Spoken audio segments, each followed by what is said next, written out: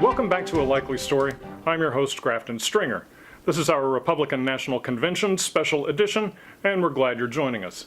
You know, here at ALS Worldwide Headquarters, we're playing catch-up all this week because we took a few days off to binge-watch the Republican National Convention in Cleveland, and the party just wrapped up last night, and what a party it was. It had something for everybody, as long as you're a white, middle-aged, rage-filled xenophobe. Now, during the RNC, the Trump campaign fully embraced his hat-worthy slogan of Make America Great Again. But let's be honest, after his past comments about Mexicans, African Americans, and other minority groups, what he really means is Make America White Again. And judging by the massive bleach spill that was this year's convention, I'd say he's well on his way. Seems to me the only saving grace was the number of empty seats in the arena. Normally, to see a venue that vacant, you'd have to go to a Jacksonville Jaguars game. But it was thoroughly vacant in so many other ways. Starting with the so-called celebrity endorsements, the convention exploded in star power with speeches from an underwear model who still insists President Obama is secretly a Muslim, to Chachi from Happy Days, to some guy I'm sure is a very nice man with a mullet on his face. I have no idea who this guy is. Then there was former New York Mayor Rudy Giuliani. In just minutes, he became a quivering, screaming mass of Republican rage, blaming Clinton and the Democrats for everything from terrorism to putting the milk carton back in his refrigerator empty. That is really, really infuriating, Rudy. But there also seems to be something missing from the coronation of the Orange King.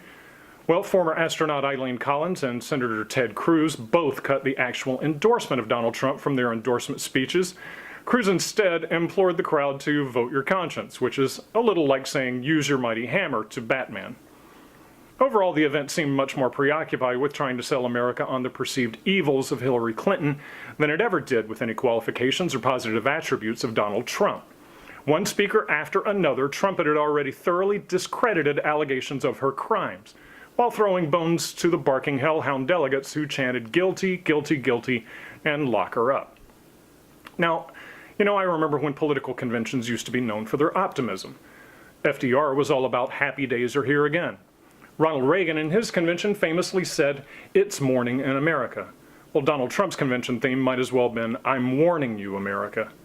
Throughout his 76-minute walking tour of terror, Trump scared the skid marks out of America, occasionally using his very goodest words, pointing out some series of mystical policy plans without even the slightest suggestion of any real details or solutions.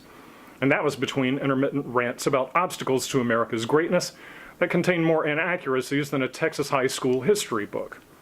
According to Trump, the crime rate is soaring with chaos in the streets of America. Well, that's just wrong. The crime has been steadily decreasing year over year, with a more than 23% decrease since President Obama took office. America has one of the highest taxation rates in the world. Well, wrong again, not even close. We're actually one of the least in the developed world at number 30. President Obama is responsible for the crumbling infrastructure in America. Wrong. The president has proposed enormous spending plans to repair our nation's infrastructure, only to have all of those efforts blocked by a Republican-dominated Congress. So that statement is even shakier than that ancient-ass bridge I'll be taking to get home after the show. Trump continued to portray all immigrants as drug dealers and rapists out to kill your children. No surprise there. Syrian immigrants are all terrorists instead of desperate women and children trying to escape a war that they never wanted any part of.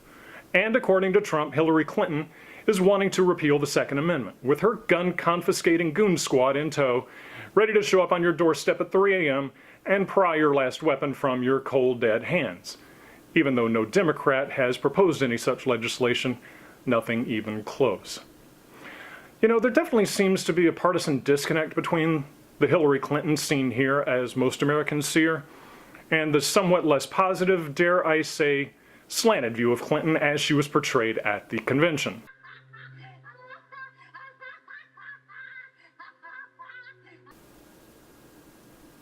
Wow. You know, Donald Trump, seems to me, has appropriated working class fear and rage to try to become president of the United States in the same way that O.J. Simpson appropriated black fear and anger towards the LAPD to try to beat a murder rap. But in reality, neither of them ever really wanted to be associated with the group they pretended to be a part of. And it's already scary enough to me that O.J. got away with it. Our country's party conventions have always been about political theater and plans that are bigger than our bipartisanship. But this hate-filled delusional mob fest that was the Republican National Convention is a national embarrassment and is beneath our country. In the end, Donald Trump is just like this cheap "Make America Great Again" hat. It's just a facade of colorful, lofty promises, but underneath there's nothing but an empty space and bad hair. I mean, it doesn't even function that well as a hat. It gives you the illusion of protection, but when you take a closer look, you realize you're just going to get burned. And that's a likely story. I'm Grafton Stringer. Thank you so much for joining us. Don't forget to subscribe to our YouTube channel, and I hope to see you back again soon.